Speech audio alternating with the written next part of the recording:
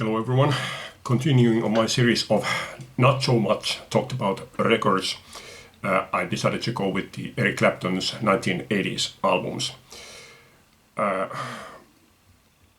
This period of Eric Clapton's records is the period that the long-time fans from the 60s and 70s tend to look down on and think that these are mostly rubbish, and I can understand that, but personally I started to listen to Eric Clapton's music during the 1980s, and having lived through the 80s, even though I wasn't an active listener of the 80s pop music, I still heard of it quite a bit. So hearing these albums, it wasn't anything like a disastrous thing to me. But let's start with the 1979. 1979 was the year of departure for Eric Clapton. He fired his longtime Tulsa band. The only main reason that I know for that was that his longtime bassist Carl Radle, who had a long-term heroin addiction, it had come so bad that Eric decided to fire him, and a few months later he died of heroin overdose. What I don't know is that did the rest of the band decide to leave at that point, or did Eric Clapton fire them at the same time? Had he been thinking about doing departure for a long time, or was it just a sudden decision?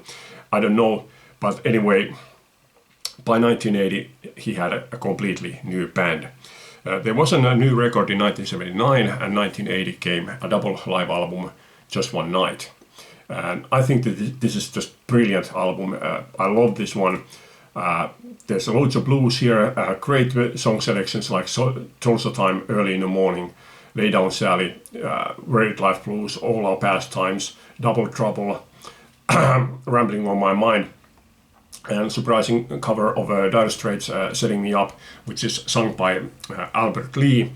And Albert Lee is also a gold lead vocalist on All Our Pastimes. Yeah, there's a lot of blues here, a lot of his Tulsa time period recordings, played with a good band, solid band. I think this is brilliant. To me, this is the best album of the 80s for Eric Clapton. 1981 came Another Ticket, and this is a kind of a low-key album on Eric Clapton's discography. I have even seen on Music Papers Eric Clapton's discography, which completely omits this album, which tells something about the impact that this album has made. But I think this is a good album. There's loads of blues here.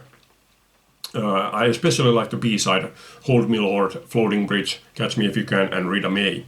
A-side is a bit more, well, it does have the I Can't Stand It, which is clearly the most rock song here. But other than that, it's a kind of low-key side, although it does include my favorite song of this album, which is a Muddy Waters cover of Blow Wind Blow. But all in all, I think this album leaves kind of a low-key feeling. I wouldn't call this a great album, but it's a good album. I do like this. I place this at number 3. 2 years later came Money and Cigarettes, 1983, and this, once again, this is like a good album, not a great album. The sound of this album is very light. Guitars are like thin, drums are very low. Songs are, again, not great, but good songs. I like this. I have several albums in my collection which are like this, in a way that it's like it's enjoyable album, but not a great one. It's more. It gives the kind of feeling like they have been playing for enjoyment, not to be made. They weren't trying to make a great album, just to make songs that are enjoyable, and that comes across here very well. But yeah, once again, not exactly a great album. I place this at number 4. 2 years later came Behind the Sun.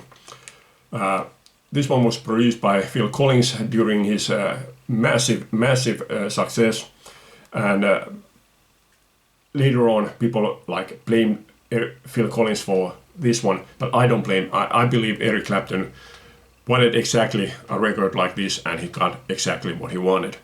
There's a lot of synthesizers here, a lot of programmed drums, but there's also blues, like Same Old Blues, Knock on Wood, which is an old soul classic, Never Make You Cry, Behind the Sun. Good songs here. I personally do like this, but if the question is that is it representative of Eric Clapton's career, no, it's not. But as an album on its own, especially of its 80s record, I think that this is a decent, good album. I like this, but I do understand if many people don't like this one, and I place this at number 5. The following year, 1986, came August, and this is by far his most 80s album. Loads of synthesizers, a lot of programmed drums, and when I say programmed drums, it doesn't mean that there aren't live drums also, but there's a lot of programmed drums here. But still, it's not 80s pop. This one and Behind the Sun is rock albums with 80s production, but still it's not the worst example of 80s pop or 80s rock that you might imagine. But yeah, definitely there's loads of synthesizers here. But still, there are good songs here. Tearing Us Apart, which is a duet with Tina Turner, I think is a very good song. Holy Mother, Bad Influence, which is a Robert Cray song. Good songs here, but yeah, even within the 80s albums, I do think this is his worst album. I place this at number 6. And 3 years later came Journeyman, 1989, and at the time this was touted as the big return to blues. Well, I don't quite see it that way, because there's still a lot of synthesizers, there's still a lot of programmed drums, and this album is a prime example of one of the things during the 80s that I didn't like, and it's the drums. If you listen to the drums, it sounds like box. It's like a champagne bottle cork popping out. Awful drum sound. I didn't like that one. But yeah, there's definitely a lot more blues here. Bad Love, Hard Times, which is a Ray Charles cover, Run So Far, which is a George Harrison song, Old Love, written with Robert Cray. This album, unlike the other albums of the 80s, includes only 2 songs which are written or co-written by Eric Clapton. All the other albums, at least half of the album, is written by Eric Clapton. Lead Me On, which is surprising to me here, is written by Cecil and Linda Womack. And it sounds like their songs, especially with Linda having co-lead vocals there. Before You Accuse Me, Bo Diddley cover. I think this is a very good album, in my opinion, his best studio album of the 80s. But I still place Just One Night above this one. Okay, hopefully you got the idea of what kind of records he made during the 1980s. That's it for this time. Hope you like this. Thanks for watching. Leave a comment. Bye.